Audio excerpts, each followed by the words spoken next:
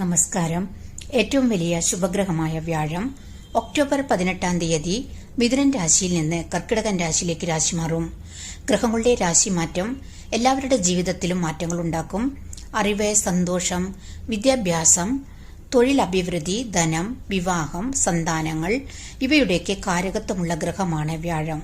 വ്യാഴം അനുകൂല ഭാവത്തിൽ വരുമ്പോൾ സർവൈശ്വര്യം വന്നു ചേരും. ഒക്ടോബർ 18 മുതൽ ഡിസംബർ 5 വരെ വ്യാഴം കർക്കിടകൻ രാശിയിലാണ്. കർക്കിടകൻ രാശി വ്യാഴത്തിന്റെ ഉച്ചരാശിയാണ്. അപ്പോൾ ഉച്ചരാശിയിലുള്ള ഗ്രഹങ്ങൾ പോസിറ്റീവ് ഫലങ്ങളാണ് കൂടുതലായിട്ട് കിട്ടുക.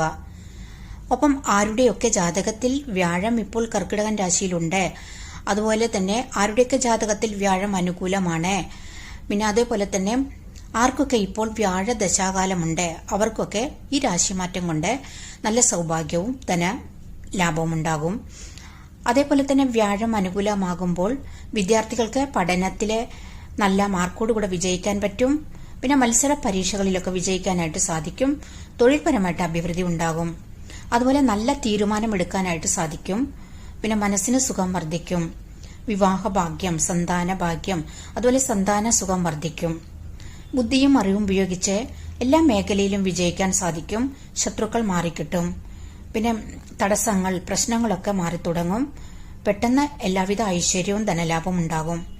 12 രാശിക്കാരിലും വ്യത്യസ്ത ഫലങ്ങളാണ് ഈ രാശിമാറ്റത്തിൽ കിട്ടുക.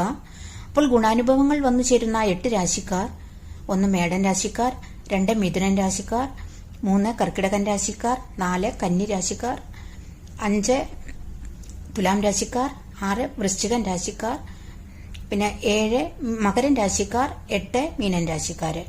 ഈ 8 രാശിക്കാർക്കാണ്. മറ്റ് രാശിക്കാർക്ക് ഈ രാശിമാറ്റം കൊണ്ട് ഒരു സമ്മിശ്ര ഫലമാണ് കിട്ടുക. അതുകൊണ്ട് തന്നെ നിങ്ങൾ വ്യാഴാഴ്ചകളിൽ വ്രതമെടുത്ത് പ്രാർത്ഥിക്കുന്നത് കൊണ്ട്, വിഷ്ണു ക്ഷേത്രത്തിൽ വ്യാഴാഴ്ച ഭാഗ്യസൂക്തം ചെയ്യുന്നതൊക്കെ ശുഭഫലവും ഭാഗ്യവും വർദ്ധിക്കും. നിങ്ങൾ ഇതുവരെ ഈ ചാനൽ സബ്സ്ക്രൈബ് ചെയ്തിട്ടില്ലെങ്കിൽ സബ്സ്ക്രൈബ് ചെയ്യാൻ മറക്കരുത്. Thank you.